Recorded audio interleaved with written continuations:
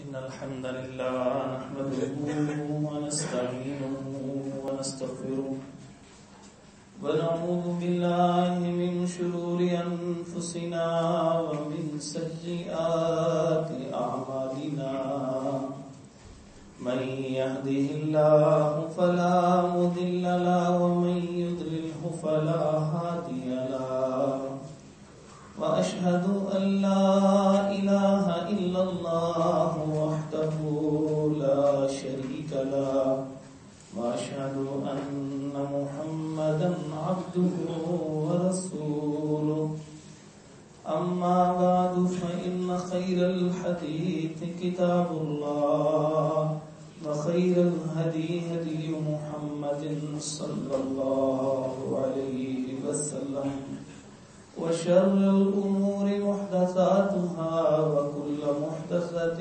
بدعة وكل بدعة ضلالة وكل ضلالة في النار فأعوذ بالله من الشيطان الرجيم بسم الله الرحمن الرحيم يا أيها الذين آمنوا اتقوا الله حق تقاته ولا تموتن إلا وأنتم مسلمون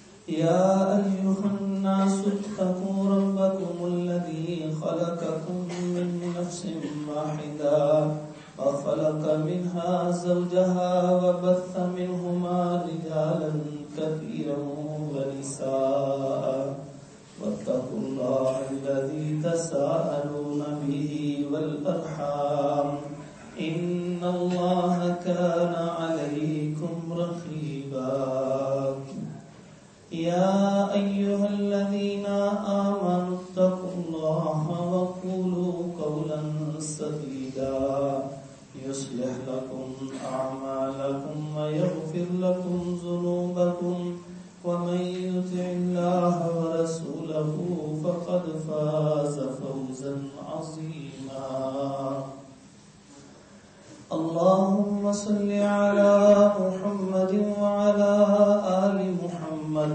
كما صليت على إبراهيم وعلى آل إبراهيم إنك حميد مجيد اللهم بارك على محمد وعلى آل محمد كما باركت على إبراهيم وعلى آل إبراهيم إنك حميد مجيد رب اشرح لي صدري رب اشرح لي صدري رب اشرح لي صدري ويسر لي أمري واحلل عقدة من لساني يفقهوا قولي اللهم تقبل منا صالح الأعمال وتجاوز عن سيئات أعمالنا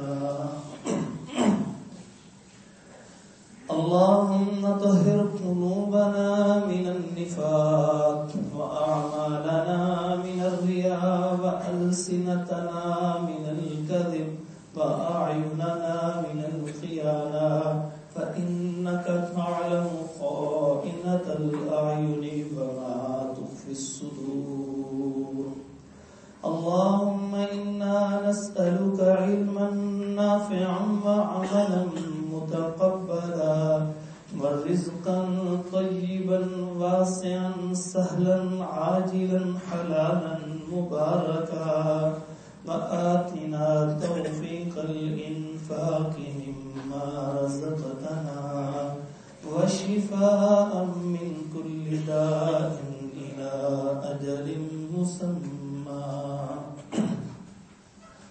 قال تبارك وتعالى في كلامه المجيد فأعوذ بالله من الشيطان الرجيم بسم الله الرحمن الرحيم يا أيها الذين آمنوا لا تأكلوا أموالكم بينكم بالباطل إلا أن تكون تجارة عن تراض منكم ولا تقتلوا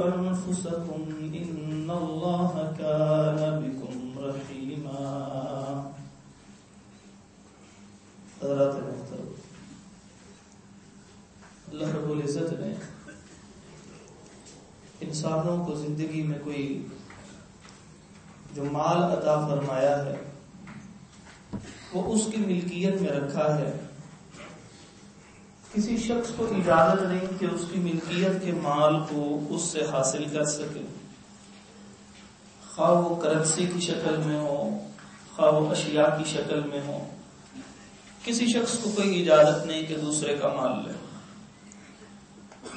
الا یہ کہ یا تو وہ خود اس کو ہبہ کر دے، تحفہ دے دے، یا پھر وہ اس کو فروخت کر دے. اور مال کا فروخت کرنا دو طرح ہے. ایک یہ ہے کہ مال کا مال اسی کرنسی میں فروخت کر دیا، اور ایک یہ ہے کہ اپنی کسی چیز کو کسی چیز کے بدلے یا کسی کرنسی کے بدلے فروخت کر کے اپنی ملکیت سے مال نکال کے دوسرے کو دے دیا. اللہ تبارک و تعالیٰ نے اس کے کچھ احکام ذکر کیے ہیں کہ یہ جو سب سے پہلی چیز کہ یہ تجارت کہلائے گی، اور تجارت کے اندر 3 بنیادی شرائط ہوں گی. پہلی شرط یہ ہے کہ فروخت کرنے والا وہ دل سے راضی ہو، کسی دباؤ کے بغیر فروخت کر رہا ہو. ایسے نہیں ہے کہ انسان کی ایک دکان ہے، ایک مکان ہے، ایک چیز اس نے رکھی ہے سائڈ پہ، گن پوائنٹ کے اوپر اس کے مکان کی دکان کی رجسٹری کروائی جا رہی ہے. اسلام اس کو تجارت نہیں کہتا بلکہ مال کو غصب کرنا کہتا ہے. چاہے وہ چیز 1 لاکھ کی ہو اور اس کو 1.5 لاکھ اضافی دیا جا رہا ہو، اسلام تب بھی اس کو غصب کرنا کہتا ہے. کیونکہ اللہ تعالیٰ فرماتے ہیں انت راض منکم، تم راضی نہیں تو یہ تجارت بھی نہیں ہے. تو اسلام نے سب سے بنیادی چیز رکھی کہ جو فروخت کرنے والا ہے چیز کا وہ راضی ہو، اس پہ کوئی زبردستی نہ ہو، کوئی دباؤ نہ ہو. اس لیے علماء اور فقہاء فرماتے ہیں کہ جب کوئی بندہ کوئی چیز فروخت نہ کرنا چاہ رہا ہو تو ارد گرد سے دباؤ ڈلوا کر اس کے بہن بھائی، بعض اوقات ایسا رشتہ ہوتا ہے کہ جس کو انسان انکار ہی نہیں کر سکتا، اس کے داماد کو کہہ دیا، اس کے بہنوئی کو کہہ دیا. ہمارے اس معاشرے کے اندر، بر صغیر کے اندر، باقی دنیا میں اتنا نہیں ہے لیکن اس بر صغیر کے اندر یہ 2 نہایت حساس رشتے ہیں کہ جن کا ذہن ہی یہ بن گیا ہے کہ ہم نے نہ سننی نہیں ہے دوسرے سے. بہنوئی نے کسی سالے کو کہہ دیا یہ چیز فروخت کر دو، اور اگر اس نے نہ کر دیا تو اختلافات شروع ہو گئے، ساری زندگی ملاقات نہیں ہو. تو کسی بھی ایسے رشتے کے ذریعے دباؤ ڈلوا کے وہ چیز بھی خریدی جا رہی ہے تب بھی مال غصب کہلائے گا. کل قیامت کے دن جواب دینا پڑے. یہ تو آپ پیسے دے رہے ہیں، 1 لاکھ کا 1.5 لاکھ بھی کیوں نہیں دے رہے؟ اللہ فرماتے ہیں ہم تراض منکم، تم راضی نہیں ہو تو تجارت ہی نہیں ہوگی. تو فروخت کرنے والا چیز فروخت کرنے پہ راضی ہو، دل سے راضی. بسا اوقات انسان خوشی ہوتا ہے چیز کے زیادہ پیسے مل رہے ہوتے ہیں، اور بسا اوقات انسان کو اپنے پیسوں کی ضرورت ہوتی ہے، وہ اس کا دل سے راضی ہو نہیں کہلائے گا. دوسری چیز اسلام نے شرط یہ رکھی ہے کہ جو خریدنے والا ہے وہ بھی راضی ہو، اس کو زبردستی نہ وہ چیز دے دی جائے. عموماً ایسے ہوتا ہے کہ وراثت کے جو مکان ہوتے ہیں، دکانیں ہوتی ہیں، جو اشیاء ہوتی ہیں، وہ دوسرے کے سر زبردستی لگا دی جاتی ہے. بھئی تم یہ مکان تم نے لے لیا، میں نے فیصلہ کر دیا. بھئی آپ کون ہوتے ہیں فیصلہ کرنے والے؟ کس نے اجازت دی ہے؟ اللہ کہتے ہیں انت راض منکم، تم راضی ہوگے تو تجارت ہوگی، فروخت کنندہ بھی راضی ہو اور خریدار بھی راضی ہو. ایسے زبردستی کسی ایک بھائی کو زبردستی اگر وہ اپنی خوشی سے خرید رہا ہے وہ مکان اور اپنے بہن بھائیوں کو یا ماں کا جو حصہ بنتا ہے وہ ادا کر رہا ہے، یا جو ورثاء بنتے ہیں اس کو ادا کر رہا ہے تو بالکل ٹھیک ہے. لیکن اگر وہ دل سے راضی نہیں، زبردستی ہے، دباؤ اتنا پڑ گیا، مجلس بیٹھی ہوئی ہے، وہ تائے چاچے بیٹھے ہوئے ہیں، مامے بیٹھے ہوئے ہیں، سب لوگ بڑے بڑے بزرگ بیٹھے ہیں، وہ اتنا دباؤ ڈالتے ہیں، وہ چیز نہیں خریدنا چاہتا، اس کے ذمہ لگا دی جاتی ہے. اور بسا اوقات ایسے ہوتا ہے، آپ نے دیکھا ہوگا کہ یہ میرے باپ کی نشانی ہے، یہ مکان فروخت نہیں ہونا چاہیے جی. اور ایسے ایسے جذباتی جملے بولتے ہیں کہ انسان پریشان ہو جاتا ہے. وہ کہتے ہیں جی اس مکان میں سے مجھے اپنے والد صاحب کی خوشبو آتی ہے. تو خوشبو آتی ہے تو خود خرید لو. یہ چھوٹے بھائی کو خوشبو کے لیے رکھا ہوا, زبردستی بیچ رہے ہو اس کو, اور بیچتے ہوئے اس شخص کے اوپر ایک شرط طے کر دیتے ہیں, بھائی میں تمہیں اس وجہ سے دوں گا کہ تم نے آگے فروخت نہیں کرنا. اضافی فاسد شرط, یہ فاسد شرط ہے. جب ایک بندے نے ایک چیز خرید لی ہے, وہ اگلے دن ہی اس کا قبضہ لینے کے بعد, اس بیع کے میچور ہو جانے کے بعد, منعقد ہو جانے کے بعد, وہ اگلے دن چاہے وہ مکان بیچ دے, وہ اس کا ہے. اور اگر وہ مکان بیچ دے, پہلے شرط غلط لگا دی, اس کو فقہا کی زبان میں شرط فاسد کہتے ہیں. جب وہ فاسد شرط لگا دی اور اگر اس بندے نے وہ مکان بیچ دیا, پھر ساری زندگی اس سے کلام نہیں کیا, جی آپ نے اس مکان کو کیوں بیچا, ہم نے تو شرط یہ لگائی. اور اب وہ اس بندے پہ بھی لازم ہے یہ نہ کرے کہ پہلے کہہ دیا میں مکان نہیں بیچوں گا, یہ ہمارے باپ کی نشانی ہے, محبت ہے, ٹھیک ہے, وہ راضی ہے, وہ بھی راضی ہے, لیکن ساتھ یہ کہہ دیا میں چونکہ اس مکان کو خرید رہا ہوں اور میں مکان نہیں بیچوں گا. باقی افراد نے اس وجہ سے مکان کی قیمت کم کر دی کہ ہمارے باپ کی نشانی قائم رہے گی کہ یہ مکان نہیں بیچے گا. اب اگر اس نے اپنی رضامندی سے یہ طے کیا ہے تو اب اس پہ لازم ہے جتنا عرصہ اس نے کہا ہے اتنی دیر تک وہ مکان نہیں بیچ سکتا, کیونکہ اس نے اب شرط فاسد وہ ہے جو ایک طرف سے طے ہوئی ہے, دوسرا بندہ مان نہیں رہا اس کو. جب دونوں طرف سے طے ہو گئی اور وہ جائز شرط ہے, اس میں کوئی تیسری حرمت والی چیز نہیں ہے, مانع نہیں ہے, تو پھر وہ جائز ہے. پھر اگر وہ بیچنا چاہتا ہے اپنے ان افراد کے پاس جائے, اپنی مجبوری کو بیان کرے کہ جناب اب میں اس کو فروخت کرنا چاہتا ہوں, آپ نے اگر کم قیمت لی تھی, اگر کسی بات پہ راضی ہوتے ہیں تو راضی ہو جائیں, مگر میرے سے پیسے کافی ہے, میں فروخت کرنا چاہتا ہوں, میری یہ مجبوری گاڑی آ گئی ہے. اور دوسرے کی مجبوری کا احساس اسلام نے سکھایا, دوسرا بھی کرتا ہوں. یہ اسلام, یہ بنیادیں ہیں. ہم لوگ مسجد میں آ کے جب نماز پڑھتے ہیں تو یہ سب سے بنیادی چیز ہوتی ہے اسلام کی. لیکن اسلام خالی نماز پڑھنے سے نہیں پھیلتا انسان کے, یہ مالی معاملات اور اس کے اخلاقیات سے اسلام پھیلتا. اور نماز پڑھنے سے اسلام کا اپنا مضبوطی تو ہوتی ہے باقی معاملات میں, لیکن اگر ایک بندہ نماز بھی پڑھتا رہے اور دوسروں کو دھوکہ اور فراڈ بھی کرتا رہے تو لوگوں کو دین سے متنفر کرنے کا سبب بنے گا. حالانکہ جو متنفر ہو رہا ہے اس کو عذاب اپنا ہوگا, لیکن یہ تو ان کو متنفر کرنے کا سبب بنے گا. اور انسان کو سوچنا چاہیے کہ انسان کا جو جملہ اور اس کا منصب ہے, وہ جو اللہ تعالیٰ نے اس کو یہ منصب ہی دیا, اس پہ شفقت اور رحمت کی ہے کہ اس کو اپنے گھر کا نمازی بنایا, اس کو قرآن کا حافظ بنایا, اس کے چہرے پہ سنت رسول سے جانے کی توفیق دی ہے, اس کا تقاضے بڑھ جاتے ہیں. میں آپ کو ایک چھوٹا سا واقعہ اپنے اسلاف میں سے سناتا ہوں. حضرت نور پوری صاحب رحمہ اللہ رحمت واسعہ, کروڑا اللہ رحمت نازل فرمائے, ولی کامل تھے ہماری نظر. ایک مرتبہ ہمارے اساتذہ نے بتایا کہ اپنے درس میں بیٹھے ہوئے صحیح بخاری پڑھا رہے, ایک نوجوان نے جو سامنے بیٹھا تھا اس نے عبارت غلط پڑھ دی. عربی عبارت زبر زیر کے بغیر پڑھنی ہوتی, غلطی ہو گئی, غلط پڑھی, ایک دفعہ دو دفعہ غلط پڑھ رہا تھا. حضرت حافظ صاحب رحمہ اللہ نے اس کو فرمایا کہ آپ 7ویں 8ویں کلاس میں آ چکے ہیں اور آخر ہے آپ کا, اور ابھی تک آپ عربی عبارت صحیح نہیں پڑھ سک رہے. ڈانٹ دیا کسی بات پہ. وہ بندے کو ڈانٹ ہضم نہ ہوئی, اس نے پکڑا صحیح بخاری کو جو سامنے بیٹھا پڑھ رہا تھا, اس نے کتاب کو بند کیا اور بند کرنے کے بعد اٹھ کے باہر چل پڑا, کہنے لگا السلام علیکم میں جا رہا ہوں.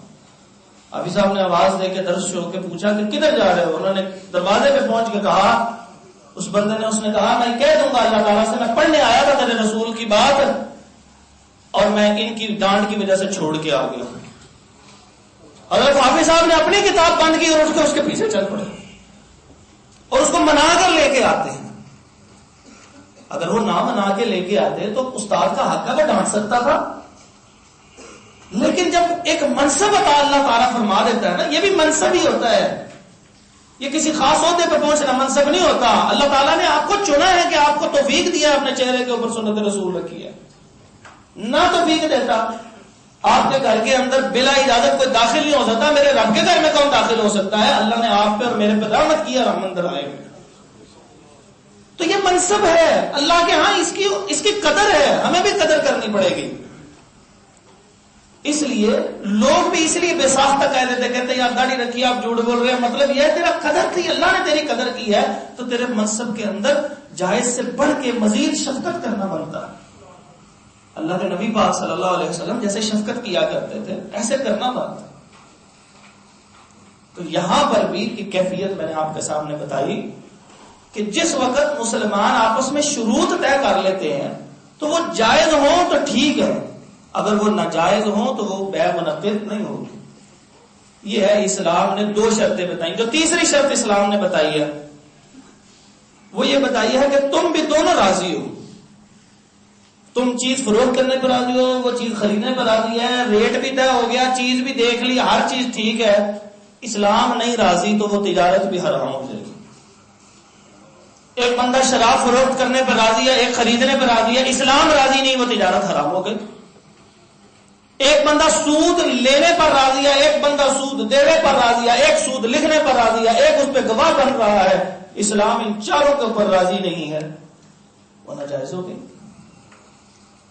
اسی طرح دھوکہ دینے والا، سارے معاملات کے اندر یہ ہے کہ انسان دو راضی ہیں، خریدنے والا بھی اور فروخت کرنے والی، اگر اسلام راضی نہیں تو پھر وہ چیز بھی اسی طرح ناجائز ہو جائے گی۔ یہ تینوں شرائط کا ہونا ضروری ہے۔ اب ان تین شرائط کے ساتھ میں نے آپ کے سامنے کل 8 باتیں ذکر کی تھی پچھلے 2 خطبات میں، آج بھی کچھ باتیں ذکر کرتا ہوں، وہ چیزیں کہ جو ہمارے ہاں تصور میں بھی نہیں ہے کہ یہ بھی گناہ ہوتی تجارت کے اندر، یعنی دینے والا عموماً راضی ہوتا ہے، اسلام راضی نہیں ہے اس کے اوپر۔ ان میں سے آج پہلی چیز جو ہے وہ ناپ تول میں کمی ہے۔ ہم اکثر کہیں گے کہ ہمیں ناپ تول میں کمی کا تو پتہ ہی ہے۔ ایک بندے سے اگر 1 لاکھ میٹر مال خریدا ہے، 1000 جوتا پرچیز کیا ہے، اسی طرح 100 بوری چاولوں کی پرچیز کی ہے، اور اگر اس نے 99 بھیج دی اور 1,00,000 میٹر میں سے 99,000 بھیج دیا اور 1000 جوتے میں سے 900 بھیج دیا تو ہم پریشان ہوں گے کیوں بھیجا؟ اور اس کو ہر بندہ اس کو غلط کہے گا۔ جس چیز کو غلط نہیں کہے گا وہ کون سی چیز ہے؟ ایک قوم گزری حضرت شعیب علیہ السلام، اس کو اصحاب الایکہ بھی کہتے ہیں، اصحاب مدین بھی کہتے ہیں۔ شعیب علیہ السلام کو ان کی طرف بھیجا گیا کہ ان کی جا کے اصلاح کریں۔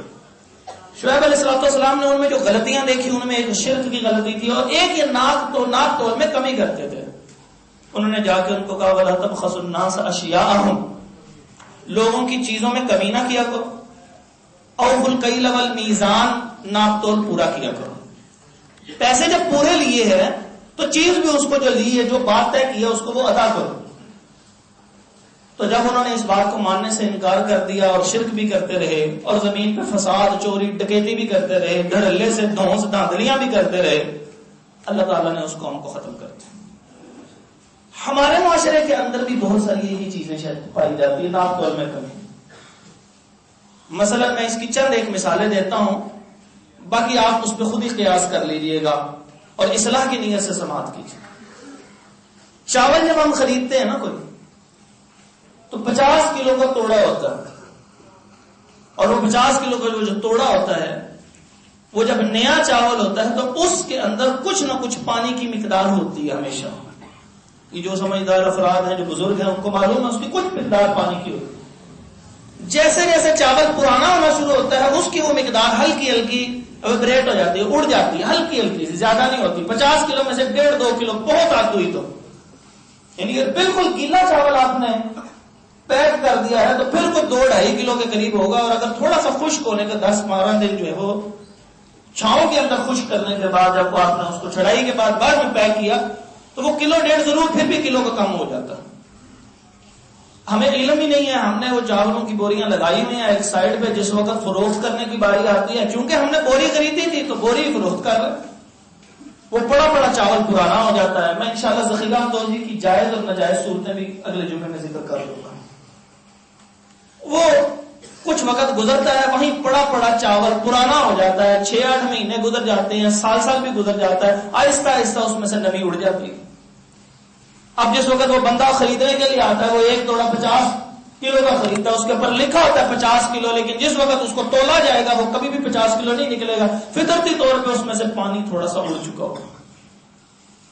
تو یہ شعیب علیہ السلام کی قوم کی خرابی اس کے اندر آ گئی. چاہتا نہیں ہے، معلوم بھی نہیں ہے، نہ خریدنے والے کو پتہ لگ رہا ہے، نہ فروخت کرنے والے کو پتہ لگ رہا ہے. لیکن میں نے آپ کو پہلے کہا اگر اللہ نے اتنا مال دیا ہے تو اس میں احتیاط بھی اتنی ضروری ہے. اور اکثر ویسے فروخت کرنے والوں کو کچھ نہ کچھ اندازہ ہوتا ہے کہ کام ہو گیا. ہم چاول خریدتے ہیں اور مختلف سالوں سے مختلف غربا میں تقسیم کرنے کے لیے کچھ افراد جو ہے وہ فنڈ دیتے ہیں. تو ایک جگہ سے جب ہم نے چاول خریدا تو پرانا چاول خریدا تو اس شخص نے چاولوں کو تلوانے کے بعد اس نے کہا کہ یہ توڑا تول لے. ہم نے کہا بھی توڑا کیوں تولنا ہے؟ اس نے کہا یہ توڑے میں سے کچھ نہ کچھ 1.5-2 کلو کم ہو گیا ہے. یہ ہے وہ بندہ کہ جو اپنے حلال و حرام کا خیال رکھنے والا ہے. ورنہ سینکڑوں بوریاں خرید رہے ہیں، سینکڑوں بوریاں فروخت کر رہے ہیں، کبھی کسی نے احساس ہی نہیں کیا کہ وہ کر کیا رہے. دوسری چیز جو ناپ تول میں کمی، یہ تو تول میں کمی ہوگی، ناپ میں کمی. میٹر اور گز کا شبہ ڈال دیتے ہیں. بعض چیزیں کاروبار کے اندر 5.5 میٹر کی کٹنگ کے ساتھ چلتی ہیں.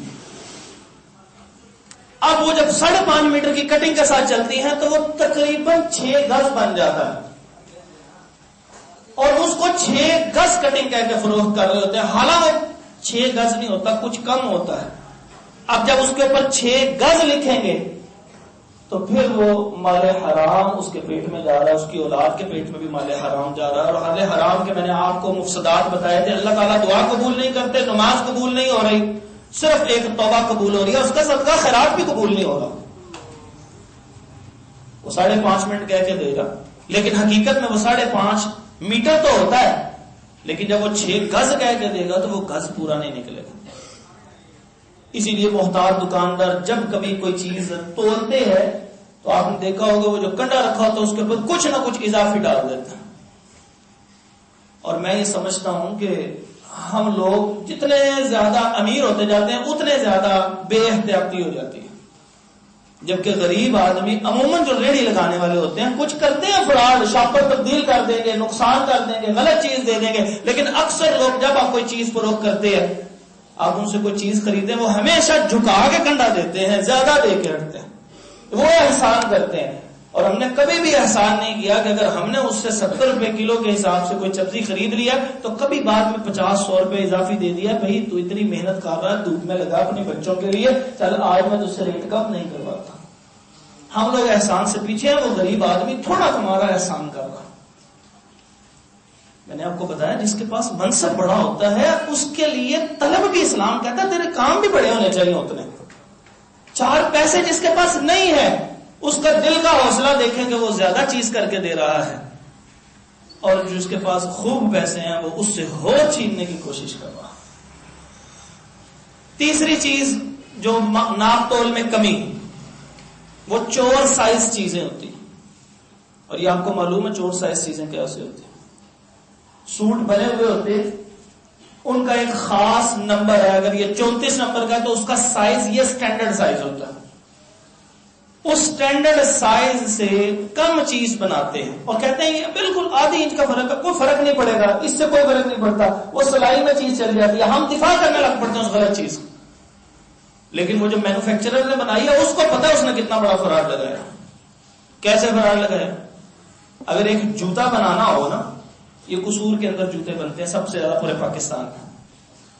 یہ ایک بڑی سی لیدر کی یا چمڑے کی شیٹ ہوتی ہے، اس کے اوپر سانچے رکھ کے کاٹا جاتا ہے. اگر تھوڑا سانچا رکھ کے چھوٹا کر دیا جائے تو آخر میں 5-4 جوتے اضافی، 2 جوتے 3 جوتے اضافی نکل آتے ہیں، سٹیپس اضافی نکل آتے ہیں، اور وہ ان کی بچت ہوتی ہے جس کو وہ بچت کہہ رہے ہیں اسلام اس کو حرام کر رہا ہے. جو جوتے کا سائز لکھا اگر وہ سٹینڈرڈ کے مطابق نہیں ہے تو پھر سائز نہ لکھو، اس کو کوئی جو چیز پڑی ہوئی ہے، یا کہو کہ یہ اندازے سے بنا ہوا ہے، ہمارے پاس دائیاں نہیں ہیں، یا ہم نے اسی طرح پرچیز کیا ہے. کوئی ایسا جملہ کہو کہ دوسرے بندے کو احساس ہو کہ واقعی یہ دکاندار ملوث نہیں ہے اس کے اندر. اور جب دکاندار خود مینوفیکچرنگ کروا رہے ہوتے ہیں تو پھر یہی کچھ کرتے ہیں. کڑھائی والا سوٹ کروا رہے ہیں، اس میں جو چیز لگی ہوئی ہے جہاں پہ کہیں وہ چیز ظاہر نہیں ہو رہی اس جگہ کے اوپر ہلکی چیز لگا لی اور لوگوں کو بتایا کہ میں نے یہ اچھی چیز لگائی.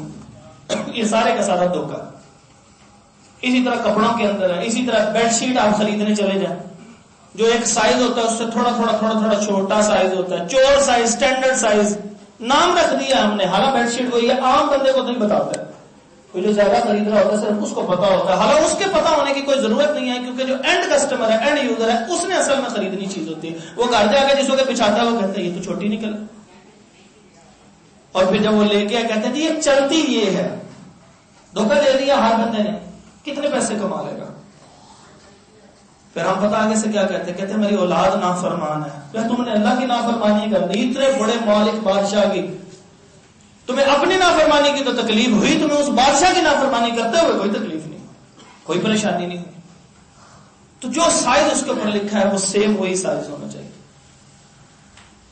دوسری چیز اللہ تبارک و تعالیٰ فرماتے ہیں لا تأکلوا اموالکم بینکم بالباطل، باطل طریقے سے ایک دوسرے کے مال نہ کھایا کرو۔ ان میں سے ایک مثال، کیونکہ میں نے آپ سے کہا میں ٹو دی پوائنٹ بات کروں گا، اس دفعہ وہ تجارت کے خطبات نہیں ہوں گے کہ جو چند ایک باتیں ہوں، ٹو دی پوائنٹ، جو خرابیاں ہیں جن کو ہم خرابی نہیں سمجھتے وہ ذکر کرنے لگا۔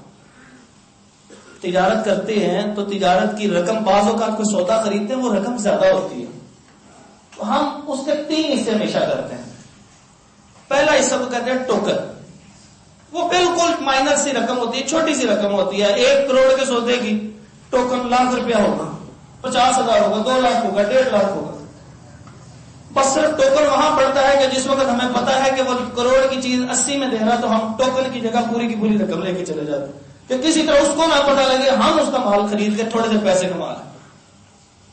ٹوکن عموماً چھوٹا سا ہوتا ہے۔ اس کے بعد اصل بیع میچور ہوتی ہے، منعقد ہوتی ہے فقہ کی زبان میں، جس وقت ہم بیانہ دیتے ہیں، جس وقت ہم بیانہ دے دیتے ہیں نا، یہ اصل بیع نامہ ہے، بیانہ نہیں ہوتا، بیع نامہ، یعنی بیع تجارت کو کہتے ہیں جس وقت وہ تجارت نامہ لکھا جاتا ہے، اس کو پکا کرنے کے لیے ایک خاص بڑی اماؤنٹ اس کو دے دی جاتی ہے اور طے کر لیا جاتا ہے کہ بھئی تم اتنے عرصے تک نہ فروخت کر سکتے ہو فلاں چیز، اور میں اتنے عرصے تک پابند ہوں کہ تمہیں وہ چیز تمہارے سے خرید کے ہٹوں گا، اور اتنی اضافی رقم جو باقی رہتی ہے وہ میں ادا کروں گا۔ اب بعض اوقات ایسے ہوتا ہے کہ وہ بندے کو اگر وہ 1 لاکھ کی چیز اس نے فروخت کی ہے، اس کو اس کا 2 لاکھ مل رہا ہوتا ہے۔ ہمارے ہاں یہ چلتا ہے کہ بیانے سے بیانہ واپس کر دیا جائے، کرتے ہیں نا بیانے سے بیانہ واپس، یہ ناجائز ہے۔ اس کی دوسری شکل بھی ناجائز ہے، وہ کون سی؟ ایک بندہ ہے، اس سے مال نہیں خریدا گیا، اس نے چند دن بعد کہا جی میرے سے تو نہیں خریدا جا رہا، اس کا بیانہ ضبط کر لیا، اور اس کے اوپر ظلم الگ ظلم یہ ہے کہ وہ چیزیں تحریر کے اندر بھی لکھ لیتے ہیں کہ اگر یہ فلاں تاریخ کو اس بندے نے رقم بقایا واپس نہ کی تو منتقلی نہیں ہوگی، رجسٹری نہیں ہوگی، اور اس کے پیسے ضبط کر لیے جائیں گے۔ وہ پیسے کس وجہ سے ضبط کر رہا؟ کوئی چیز ہو نا، جس کو چیز خریدی ہے اس نے کوئی تحفہ دیا اس کو، اور اگر وہ فروخت کرنے والا مکر جائے تو اس کو بیانے سے بیانہ واپس دے دیتے ہیں۔ یہ دونوں کے دونوں ناجائز ہیں۔ اللہ تعالیٰ فرماتا ہے لا تأکلوا اموالکم بینکم بالباطل، کہ باطل طریقوں سے تجارت نہ کیا کرو۔ وہ کہتے ہیں کہ فروخت کرنے والا بھی راضی ہے، خریدنے والا بھی راضی ہے۔ میں نے پہلے بتایا کہ ان دونوں کا راضی ہونا بہت ضروری ہے، لیکن اس سے زیادہ ضروری ہے کہ اسلام بھی اس بات پہ راضی ہونا۔ اب یہاں پر ایک پرابلم آتی ہے، ایک مسئلہ پیش آتا ہے کہ جس وقت چیز جو ہے وہ قیمت بڑھ جاتی ہے تو فروخت کرنے والا جو ہے وہ سوچتا ہے کہ میں نے 1 کروڑ کی چیز فروخت کی ہے، اس کا بیانہ میرے پاس 30 لاکھ روپیہ ہے، اس وقت اس کی موجودہ قیمت جو ہے وہ 5 کروڑ ہو گئی ہے، میں 30 کے ساتھ 30 اضافی دے بھی دوں تو مجھے کروڑوں میں فائدہ ہو جائے گا، تو وہ کہتا ہے چلو ٹھیک ہے دے دیں۔ یہ ناجائز ہے۔ آپ نے جب زبان کر لی اتنی دیر تک انتظار کریں، اگر وہ پیسے واپس آپ کو اضافی نہیں دیتا تو پھر آپ اس بندے کی وہ تجارت اس وقت کینسل کر سکتے ہیں، ویسے تو کینسل نہیں کر سکتا۔ یہ بیانہ کے ساتھ بیانہ، یہ چونکہ پچھلی دفعہ میں نے آپ کو آخر میں کچھ اصول بتائے تھے بروکری اور دلالی کے، تو یہ اس حوالے سے تھا، تو اس کو بھی ساتھ ہی میں نے آپ کو شامل کر دی۔ ایک شکل ہے اس کی صرف، اور وہ شکل کیا ہے کہ جس وقت آپ نے کوئی چیز کسی سے خریدی ہے تو وہ خریدنے کے بعد آپ نے وہ چیز جو ہے اس کو طے کر لیا کہ یہ اس کے خد و خال ہے، اور اگر خد و خال میں کوئی تبدیلی ہوئی تو پھر اس وقت جو ہے وہ واپسی ہو سکتی ہے۔ مثلا آپ نے ایک مکان خرید لیا کہ 6 مہینے بعد میں آپ کو بقایا پیسے دوں گا، جو اس مکان کی شکل و صورت تھی، جو اس کی اشیاء تھی، وہ اشیاء اس نے اس میں سے نکال لی. اب وہ کہتا ہے کہ جناب اس کے پیسے مائنس کر لو، میں نے 3 AC لگے تھے وہ اتار لیے ہے، میں نے اس میں فلاں چیز نکال لی ہے. نہیں، اب وہ پیسے واپس نہیں. اب اس کے پاس اختیار ہے کہ تم نے اس کے اندر خرابی پیدا کی ہے تو خریدار کے پاس بھی اختیار ہے کہ وہ پوری کی پوری سودا کینسل کر سکتا. اور اگر اس کی وجہ سے کوئی نقصان ہو گیا، مثال کے طور پر مکان خریدا، دکان خریدی، زلزلہ آ گیا، کوئی مال خریدا تھا وہ اسٹاک میں پڑا ہوا تھا، چور پڑ گئے، کوئی پانی گر گیا، وہ چیز ضائع ہو گئی، کوئی چوہا پڑ گیا کسی جنس کے اوپر، کوئی بھی وجہ بن سکتی ہے. اگر وہ چیز ضائع ہو جاتی ہے نا تو پھر وہ ضائع ہونے والی چیز کی تجارت نہیں ہوگی. وہ جو پیسے اس نے دیے ہوں گے وہ ایز اٹ از اسی طرح واپس کرے گا جو خریدار نے بیانہ پکڑا ہوگا. اس کے بعد تیسری چیز جو ہمارے ہاں عام پریکٹس ہوتی ہے وہ ہوتی ہے کہ جب کوئی دکان پہ کوئی چیز کرائے پہ دی جاتی ہے، کوئی دکان یا مکان، عموماً دکان کرائے پہ جو دی جاتی ہے تو اس کا کرائے کے ساتھ کچھ ایڈوانس طے کر لیا جاتا ہے. اس ایڈوانس کی شرعی حیثیت کیا ہے؟ نہ تو وہ تجارت ہے، کوئی بھی چیز نہیں ہے. قرآن مجید کی سب سے بڑی آیت ہے سورۃ البقرہ کے اندر، آیت نمبر 282 ہے یہ غالباً یا 283 ہے. اس کو آیت تداین کہتے ہیں. اس کے اندر اس ایڈوانس کے متعلق بتایا گیا ہے کہ ایڈوانس کی کون کون سی صورتیں جائز و ناجائز. اس کو عربی زبان میں رہن کہتے ہیں. کچھ پیسے بطور زر ضمانت دوسرے کے پاس رکھوا دینا.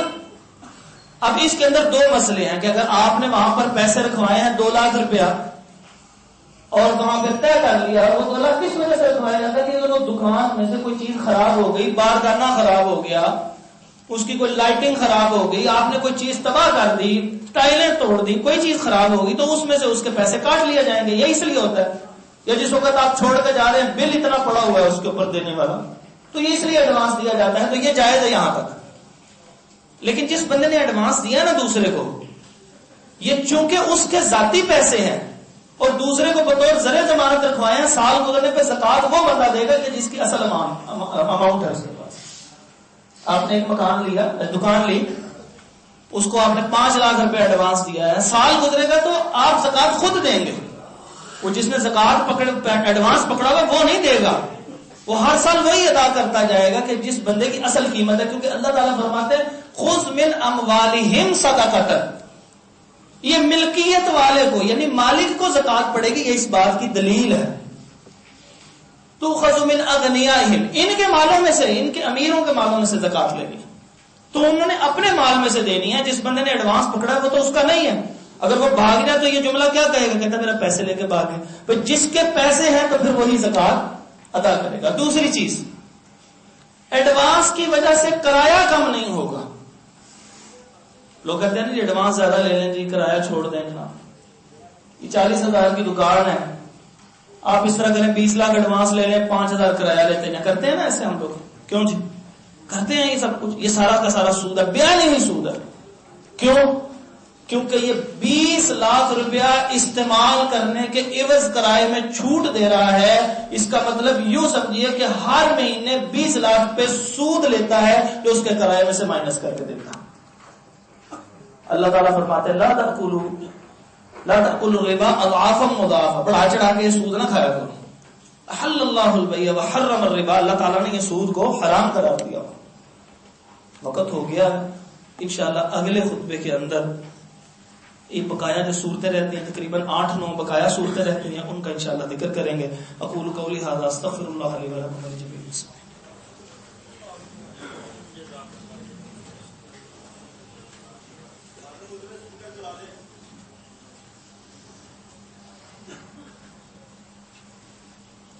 إن الحمد لله نحمده ونستعينه ونستغفره ونعوذ بالله من شرور أنفسنا ومن سيئات أعمالنا من يهده الله فلا مضل له ومن يضلل فلا هادي له وأشهد أن لا إله إلا الله وحده لا شريك له وأشهد أن محمدا عبده ورسوله. أما بعد فإن خير الحديث كتاب الله وخير الهدي هدي محمد صلى الله عليه وسلم وشر الأمور محدثاتها وكل محدثة بدعة وكل بدعة ضلالة وكل ضلالة في النار. فأعوذ بالله من الشيطان الرجيم. بسم الله الرحمن الرحيم. يا أيها الذين آمنوا اتقوا الله حق تقاته ولا تموتن إلا وأنتم مسلمون يا أيها الناس اتقوا ربكم الذي خلقكم من نفس واحدة وخلق منها زوجها وبث منهما رجالا كثيرا ونساء واتقوا الله الذي تساءلون به والأرحام إن الله كان عليكم رقيبا يا أيها الذين آمنوا اتقوا الله وقولوا قولا سديدا يصلح لكم أعمالكم ويغفر لكم ذنوبكم ومن يطع الله ورسوله فقد فاز فوزا عظيما. حضرت محترم، لاک ڈاؤن کی وجہ سے آپ رش کو دیکھ رہے ہیں، اور لاک ڈاؤن کی وجہ سے یہ رش کیوں ہے؟ کیونکہ ہم نے ہفتہ اور اتوار 2 دن دکانیں بند کر دی. تو ہم کرنا نہیں چاہتے لیکن کر رہے ہیں. 6 بجے بازار بند کرنا نہیں چاہتے لیکن کر رہے ہیں. اس کا مطلب یہ ہے کہ ہم حکومت کی پابندی کو مان رہے ہیں. جس کا حکومت حکم سے، اس کا حکم چل رہا ہے اور ہم اس کو مان رہے ہیں، اور وہ زبردستی منوا رہا ہے. ہم ایک پورا دن تجارت کو بند کرتے ہیں، اور روزانہ جو رات 8-9 بجے 10 بجے، بلکہ اب لون کا سیزن آ رہا تھا کہ 11-12 بجے تک جانے والے لوگ 6 بجے بند کرنے پہ کیوں مجبور ہے؟ حکم کی وجہ سے، ایک حکومت کے حکم کی وجہ سے. اور وہ مالک ہمیں 2 گھنٹے 1.5 گھنٹہ بند کرنے کا حکم دیتا ہے اور ہم نہیں کرتے، اور آخری ہمیں جمعہ پڑھنے آتا ہے. ہم کیا انتظار کر رہے ہیں کہ جیسے 6 بجے دکان نہ بند کریں تو پولیس آ جاتی ہے، پھر وہ ہمارے بد اخلاقی سے ہمارے ساتھ بند کرواتی ہے دکانیں اور زبردستی کرتی ہے. وہ ہماری کوئی تکریم اور عزت نہیں کرتے، بڑے بدتمیزی سے بات کرتے ہیں، کیونکہ ہم نے بات نہیں مانی کہ ہم انتظار کر رہے ہیں اللہ تبارک و تعالیٰ کے فرشتے آئے اور ہم سے جمعے کے وقت میں دکانیں بند کروائیں، جمعے کے وقت میں کاروبار بند کروائیں. نہیں، اللہ تبارک و تعالیٰ نے ڈھیل دی ہوئی ہے. یہ جس وقت آنکھ بند ہو جانی ہے، یہ پیسہ اللہ کی قسم کام نہیں آنا. کوئی ایک بندہ دنیا میں ایسا بتائیں کہ جو اپنے ساتھ پیسہ لے کے گیا ہو. جو کما رہے ہیں اللہ آپ کے کاروبار میں خوب برکت عطا فرمائے. جو کمائے بیماریوں پہ لگنے والا نہ ہو، آپ کی ذات پہ لگنے والا ہو، اللہ کے رستے میں خرچ کرنے والا ہو جائے. آپ پہننے والے بنے، کھانے والے بنے، صدقہ و خیرات کرنے والے بنے. سب کچھ اللہ آپ کو عطا فرمائے اور ضائع ہونے، چوری ڈکیتی سے بچائے. لیکن یہ بتائیے اگر اللہ نے مسلط کر دیا کچھ، پھر کیا کریں گے؟ دنیا کے اندر اللہ تعالیٰ نے ڈھیل دی ہوئی ہے. کیوں؟ اس لیے اللہ فرماتے ہیں الذی خلق الموت والحیات لیبلوکم ایکم احسن عملا. اللہ تو دیکھنا چاہتا ہے عمل کون کر کے آتا ہے، زبردستی نہیں اللہ کرتا. انا ہدیناہ السبیل اما شاکرا واما کفورا. ہم نے راستہ بتایا ہے، زبردستی نہیں کرنی کہ یہ نیکی کرے گا اور یہ نیکی نہیں کرے گا. نہیں، اپنی مرضی کرو. اللہ تبارک و تعالیٰ نے کیا حکم دیا؟ وذروا البیع، تجارت چھوڑ دینی ہے. اذا نودی للصلاۃ من یوم الجمعہ، اس وقت اذان ہوتی ہے اس وقت تجارت چھوڑ دینی ہے. چند لمحے ہیں. اگر ہم حکومت کی بات مان سکتے ہیں تو میرے بادشاہ، میرے اللہ کی حکومت تو ساری کائنات کے اوپر ہے. ان الحکم الا للہ، ساروں کے اوپر حکم کس کا ہے؟ میرے مالک کا ہے. تو اگر وہ ہمیں کہہ رہا ہے اور ہم نے اس کی قدر نہ کی تو پھر کل قیامت کے دن اللہ ہم سے اس طرح نہ پوچھے. اپنی دکانیں بند کر کے 1.5 گھنٹہ، 2 گھنٹے، 1 گھنٹہ جتنی دیر لگتی ہے وہ خطبہ سنے. اللہ تبارک و تعالیٰ آپ کا رزق ضائع نہیں ہونے دے گا. گاہک رک جائیں گے جب سب دکانیں بند ہوں گی، اور اگر وہ دکانیں کچھ کھلی ہوں گی وہ ان کے پاس گاہک چلا جائے گا تو اس کے لیے خریداری بھی ناجائز ہوتی ہے. آپ کا رزق کوئی نہیں کھا سکتا. جو لقمہ آپ کے اندر جانا ہے، جو کمانا آپ نے ہے، وہ کسی اور کا نہیں. اگر یہ عقیدہ ہو جائے کوئی اور کما لے گا میری محنت کرنے کے باوجود بھی، پھر تو اسلام نہیں ہے. کیونکہ رازق تو اللہ ہے. خیال رزق ہے ان کو، رازق کا خیال نہیں. دنیا کے پیسے کی خاطر اللہ کی نافرمانی انشاءاللہ نہیں کریں گے. آج توبہ کر کے جائیں گے انشاءاللہ. اذان سے پہلے آئیں گے انشاءاللہ، اور لوگوں کو بھی ساتھ ترغیب دیں گے. اقول قولی ھذا استغفر اللہ لی ولکم ولجمیع المسلمین.